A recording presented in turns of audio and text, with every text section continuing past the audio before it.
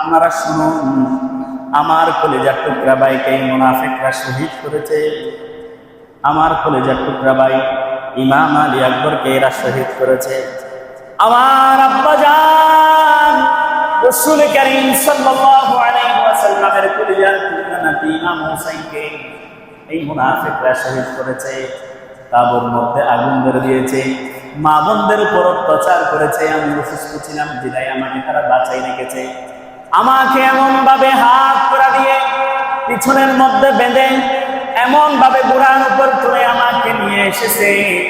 এই কথা যখন বলতে লাগলো এই জিদ বলে ইমাম জয়নুল আবেদিনকে আর কথা বলতে দেয় না। তাহলে এখান থেকে শিক্ষা নিতে পারেন, জুমার আলোচনা করতে গেলেও, জুমার কথা বলতে গেলেও এক ধরনের মুসলমানদের বাধা আসে কি আসে না?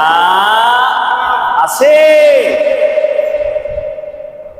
হকের কথা বলতে গেলে যেইভাবে ইমাম জয়নুল আবেদিন দামেস্কের জুমা মসজিদের মধ্যে বাধাগ্রস্ত হয়েছে, ঠিক অনুরূপ ভাবে কুরআন এবং হাদিসের কথা বলতে গেলে, হকের কথা বললে এমন একদল মানুষ আছে, ইমাম সাহেব খতিব সাহেবকেও বাধাগ্রস্ত করে এমন মুসল্লিও আছে কি নাই?